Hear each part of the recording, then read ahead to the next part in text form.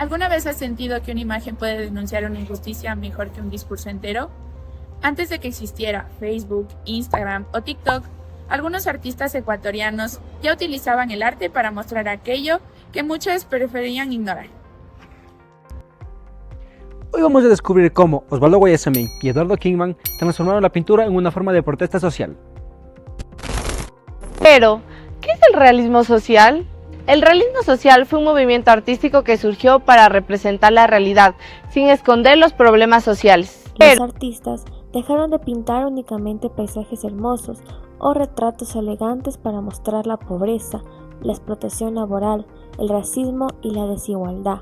En Ecuador, este movimiento tuvo una enorme importancia porque reflejó la vida de los pueblos indígenas y campesinos, quienes durante décadas fueron víctimas del sistema hacendario. Durante gran parte del siglo XX, miles de indígenas trabajaron en haciendas bajo condiciones muy difíciles. Muchos no recibían salarios justos y sufrían de discriminación. Frente a esta realidad, algunos escritores, músicos y pintores comenzaron a denunciar estas injusticias mediante el arte. La pintura dejó de ser solo estética para convertirse en una herramienta de crítica social. Eduardo Kingman es conocido como el pintor de las manos, porque en muchas de sus obras representó a sus personajes con manos desproporcionadamente grandes. Este recurso artístico simboliza el trabajo, el esfuerzo, el sacrificio y las difíciles condiciones de vida que enfrentaban los campesinos e indígenas ecuatorianos. A través de sus pinturas denunció la pobreza, la explotación y las injusticias sociales que afectaban a estos sectores de la población. Al mismo tiempo resaltó su fortaleza, dignidad y capacidad de resistencia, gracias a su compromiso con la realidad social del país, a la fuerza expresiva de su estilo. Kingman es considerado uno de los principales representantes del realismo social ecuatoriano y del indigenismo en el arte latinoamericano. Si existiera un símbolo para identificar la obra de Kingman, serían las manos. No son manos normales, son enormes, parecen cargar con todo el peso del mundo. Los guandos. Kingman no quería que solo apreciáramos su técnica, quería que sintiéramos el cansancio de quienes aparecen en sus obras. Las manos representan esfuerzo, trabajo, sufrimiento y dignidad.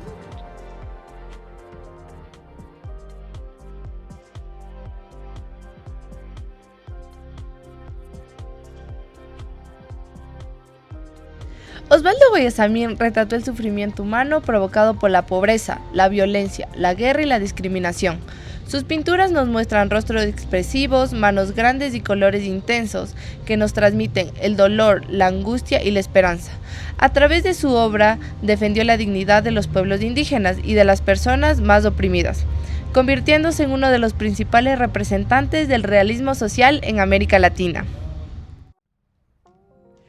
Si Kingman hablaba mediante las manos, Guayasamín lo hacía a través de los rostros.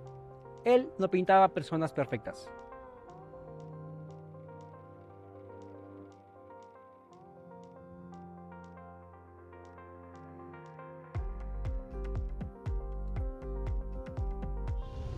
Ahora nos encontramos frente a una de las obras más emblemáticas de Osvaldo Guayasamín dentro de la Universidad Central del Ecuador.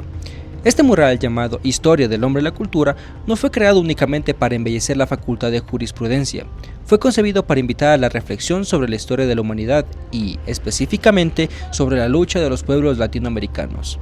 A simple vista, podemos notar que no existe un único personaje principal. La composición reúne diferentes figuras humanas, símbolos y escenas que representan momentos de conflicto, sufrimiento, resistencia y esperanza.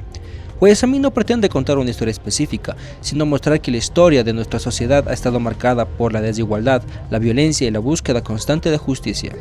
Este mural se relaciona con el realismo social porque comparte su objetivo fundamental, utilizar el arte para denunciar las injusticias. En lugar de representar una realidad idealizada, Guayasamín muestra las consecuencias de la explotación, la discriminación y la opresión que han vivido varios pueblos de América Latina. Sus figuras representan expresiones intensas, cuerpos fragmentados y colores contrastantes que transmiten dolor, pero también fortaleza y dignidad. No es casualidad que esta obra se encuentre precisamente en la Facultad de Jurisprudencia. El derecho busca garantizar la justicia y los derechos de las personas, mientras que este mural recuerda que esos derechos han sido conquistados a través de largas luchas sociales. De esta manera, la obra invita a los estudiantes y visitantes a reflexionar sobre su responsabilidad frente a las desigualdades que todavía existen.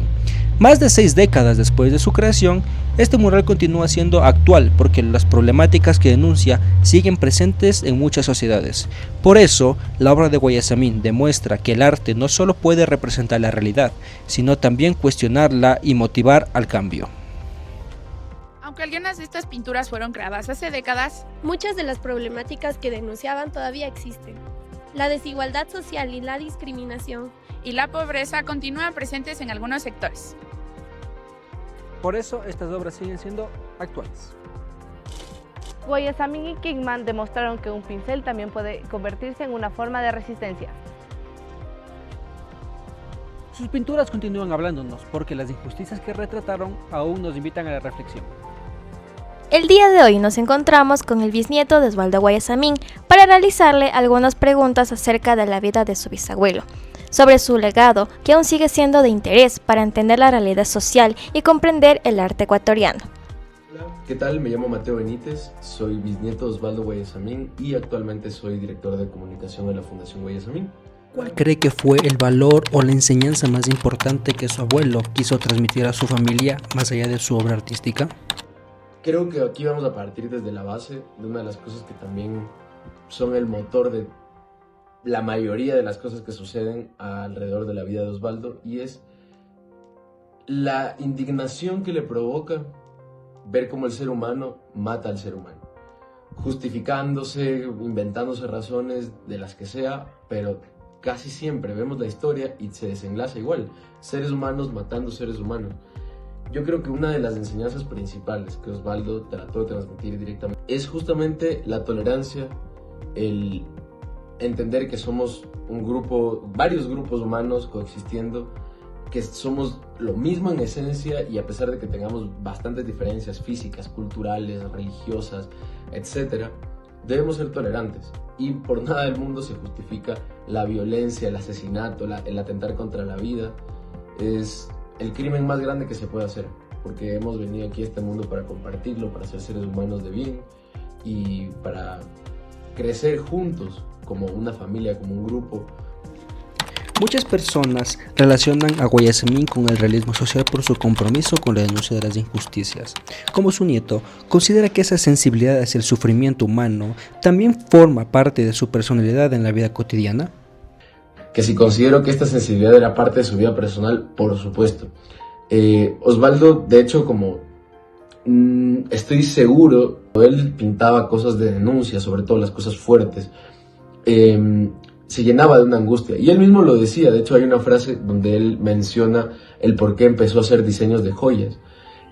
Justamente decía que la perfección de la geometría lograba tranquilizarlo cuando revolvía internamente todos estos sentimientos que lo angustiaban a la hora de tener que pintar algo. Definitivamente él pintaba porque estaba angustiado. Esto sucede con la colección de flores y paisajes.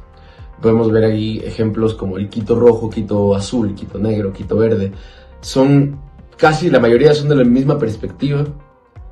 Cambia mucho la sensación a través de los colores, porque Osvaldo usaba eso como para desahogar cuando él venía de un proceso muy intenso haciendo sus colecciones principales. Lo tenía como una colección secundaria que le servía más que nada a nivel personal para desahogarse. Si su abuelo pudiera observar hoy al Ecuador y América Latina, ¿qué cree que seguiría pintando o denunciando a través de su arte? Por supuesto que seguiría pintando, eso es algo que hay que tener muy presente. Osvaldo siempre dijo que él viene pintando más de 3.500 años, seguramente seguirá pintando donde esté ahora, y pasarán miles de años y estoy seguro que él seguirá pintando. Hablamos del mundo actual. Creo que una de las cosas que seguiría vigente es como ecuatorianos todavía no nos enorgullecemos lo suficiente de nuestros distintos grupos humanos.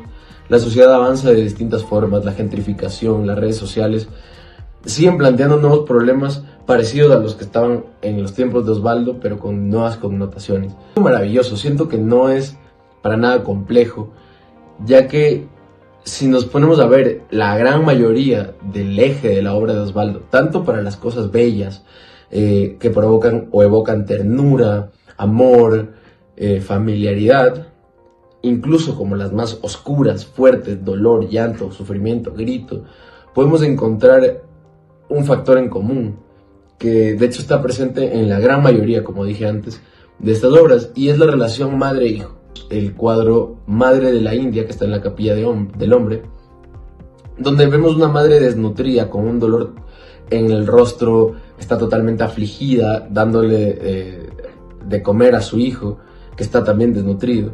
Entonces también podemos ver esta misma connotación de amor maternal llevada a distintas gamas, y de hecho eso siempre fue como el motor principal de la denuncia. Muchas veces sufren madres que pierden a sus hijos, que se van a las guerras. Es un tema que a Osvaldo le tocaba mucho el corazón. Él tenía un amor por su madre brutal, y eso también se ve muy reflejado en todas sus distintas obras. Si Guayasamín y Kingman vivieran hoy, probablemente tendrían millones de seguidores en redes sociales, pero ellos no buscaban likes, sino despertar conciencia. Sus pinturas siguen siendo virales porque continúan interpelando nuestra realidad.